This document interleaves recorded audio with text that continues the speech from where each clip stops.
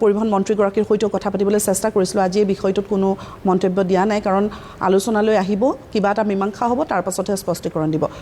গতিকে মই যদি কওঁ তেতিয়াহ'লে এই গোটেই বিষয়টো তিনিটা পক্ষ জড়িত হৈ আছে যিহেতু যাত্ৰী আছে ব্যৱসায়ী আছে চৰকাৰ আছে আটাইসমূহ এই তিনিও পক্ষৰ মাজত আটাইতকৈ কিন্তু ফল ভুগিব যাত্ৰীসকলে প্ৰথম কথাটো হৈছে অলৰেডি ভুগিবলৈ ষ্টাৰ্ট কৰিছে প্ৰথম কথাটো হৈছে গাড়ী মালিক আৰু পৰিবহণ ব্যৱসায়ৰ লগত যিসকল ব্যক্তি জড়িত তেওঁলোকৰ যিটো আচলতে বৰ্তমান সময়ৰ সমস্যা এই সমস্যাখিনি সমাধান হ'ব লাগিব প্ৰথম কথাটো আৰু দ্বিতীয় কথাটো হৈছে সমস্যাটো সমাধান কৰিবলৈ যাওঁতে সাধাৰণ মানুহৰ ওপৰত যদি বুজা পৰে তেতিয়াহ'লে তাক কিন্তু আমি মানি লোৱা নহ'ব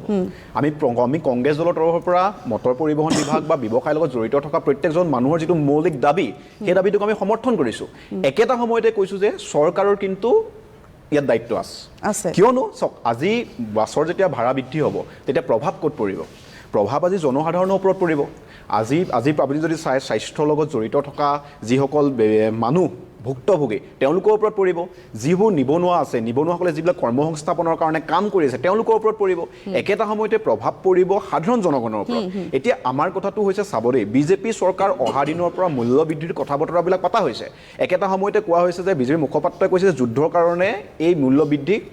কৰবাত নহয় কৰবাত কেতিয়াবা হৈছে কিন্তু যেতিয়া আজিৰ ডোনাল্ড ট্ৰাম্পে যেতিয়া যুদ্ধ বিৰতি ঘোষণা কৰিলে হৰমুজ প্ৰণালী যেতিয়া আকৌ অপেন হৈ যাব তাৰ পাছত মূল্য বৃদ্ধি অসমত কমিবনে প্ৰশ্নটো তাত আজি চাব আপুনি বিজেপি চৰকাৰে যেতিয়া আহিছে তেতিয়াৰ পৰা আজি টোল টেক্সৰ কথাটো আমাৰ তেওঁ বিষয়বিভাজনে কৈছে আজি আপুনি যদি আমাৰ গুৱাহাটীৰ পৰা শিৱসাগৰলৈ যায় আজিৰ তাৰিখত 4খনকে টোল টেক্স পাৰ্টটো দিব লগা হৈছে এইবিলাকতো এটা ৰিজন হয় বৃদ্ধিৰ কেৱল মাত্ৰ আজি মই আকৌ কৈছোঁ যে মটৰ পৰিবহণ বিষয়াসকলৰ যিবিলাক বা ব্যৱসায়ৰ লগত জড়িত থকা গোটেই কথাবিলাক তেওঁলোকৰ দাবীটো ন্যায্য কিন্তু সাধাৰণ জনসাধাৰণে আকৌ ইয়াত ভুক্তভোগী হৈছে নহয় সাধাৰণ জনসাধাৰণে যিয়ে আজিৰ তাৰিখত আয় বৃদ্ধি হৈছে জনসাধাৰণৰ আজি যেনেধৰণে সাধাৰণ জনতাই যেনেধৰণৰ সুযোগ সুবিধা পাব লাগিছিল যেনে চাকৰি পাব লাগিছিল বা তেওঁলোকে কামত তেওঁলোকে যিটো মৌলিক মানে সমস্যাবিলাক আছে তেওঁলোকৰতো সমাধান হোৱা নাই এইবিলাকতো সমাধান হ'ব লাগিব সেইকাৰণে আমাৰ কথাটো স্পষ্ট এই গাড়ী ভাড়াৰ কথাটো আচলতে চৰকাৰে প্ৰত্যক্ষভাৱে আচলতে এই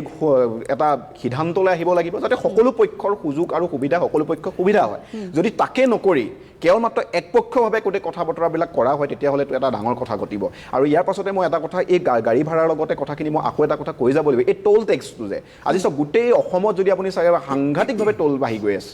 আজি আপুনি আমাৰ এতিয়া যদি আপুনি চাব দেৰগাঁৱত টোল গেট হ'ল কাইলৈ পৰহিলে যোৰহাটত খুলিব তাৰপাছত ডিমৌত খুলিব এই যে টোল টেক্সবিলাক সংগ্ৰহ কৰা হৈ আছে তাৰ পিছতো যদি এনেধৰণৰ সমস্যাবিলাক সমাধান নহয় তেতিয়াহ'লে এই সমস্যাবিলাক সমাধান কোনে কৰিব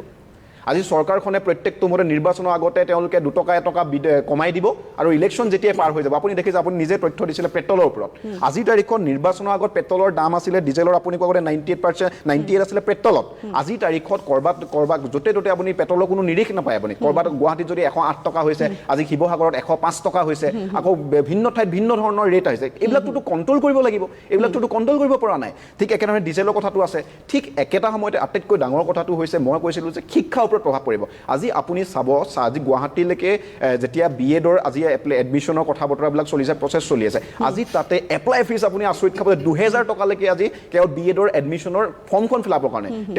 তেওঁতো চিট পাব নে নাপায় সেইটোতো দূৰৰে কথা ইনক্লুড আপুনি বিএডৰ ডিগ্ৰী এটা ল'বৰ কাৰণে আজি তাৰিখত 2 লাখতকৈ ওপৰ পইচা খৰচ হয় আপুনি চাওক কেনে এটা সাংঘাতিক কাৰবাৰ হৈছে মই ভাবোঁ মূল্য বৃদ্ধি এই যিটো গাড়ী ভাড়াৰ আলম লৈ একেটা মূল্য বৃদ্ধিৰ আলম লৈ গোটেই এটা সামগ্ৰিকভাৱে সাধাৰণ জনগণৰ ওপৰত এটা প্ৰভাৱ পৰিছে এই প্ৰভাৱে কিন্তু অনাগত সময়ত কিন্তু এটা সাংঘাতিক মই ভাবোঁ এটা বিস্ফোৰিত হ'ব য'ত কিন্তু সাধাৰণ মানুহৰহে বেছি ক্ষতি হ'ব সেইকাৰণে চৰকাৰখনৰ অসমৰ মুখ্যমন্ত্ৰীলৈ আমাৰ আহ্বান থাকিব যে এই বৃদ্ধিক আপুনি প্ৰত্যেকটো স্তৰত কেৱল গাড়ী ভাড়া বুলি নহয় মূল্য বৃদ্ধি হওক আজি শিক্ষাৰ ওপৰত পৰা প্ৰভাৱ প্ৰত্যেকটো ক্ষেত্ৰত কিন্তু নিয়ন্ত্ৰণ কৰাৰ সময় আহি পৰিলে ঠিক আছে মই ৰাজু চেতিয়া ফুকন মই আকৌ আহিম আমি এটা মাহৰ তথ্য আমি যিখিনি দাঙি ধৰিলোঁ আমি কৈছোঁ যে 98 টকা 98 পইচাৰ পৰা পেট্ৰলৰ দাম 108 টকা 38 পইচা ৰাজু চেতিয়া ফুকন আপুনি কৈছে যে এই দামটো ঠাই ভেদে বেলেগ বেলেগ হয় বা বিভিন্ন স্থানত 108 টকাটো আকৌ ইফাল হ'ব পাৰে বা ডিজেলৰ মূল্যৰ ক্ষেত্ৰতো যদি আমি কওঁ 89 টকা 42 পইচাৰ পৰা 97 টকা 23 পইচা হৈছে এয়া মাত্ৰ এটা মাহৰ ডাটা আমি আপোনালোকক দিছোঁ আমি আকৌ কৈছোঁ যে মই ধৰ্মগগৈ আপোনাৰ ওচৰলৈ আকৌ আহিম এই গোটেই আচলতে ব্যৱস্থাটোত সৰ্বসাধাৰণ যাতে জুৰুলা হ'ব নালাগে সেই তাৰ কাৰণে কিন্তু চৰকাৰৰ কৰণীয় আছে কৰিবলগীয়া যথেষ্টখিনি আছে আৰু দৃষ্টি নিবদ্ধ কৰিবলগীয়া বহুখিনি দিশ আছে আমি এটা বিৰতিলৈ যাম এটা চমু বাণিজ্যিক বিৰতি লৈছোঁ স্পষ্ট বাক অব্যাহত থাকিব বাণিজ্যিক বিৰতিৰ পাছত পুনৰ উভতি আহিম নতুন বিৰলা অপোজ পেইণ্টছে বেৰবোৰক ৯৯টাতকৈ বেছি ডাঙৰ পৰা বচায় কোনে বিশ্বাস কৰিব মই বিশ্বাস কৰোঁ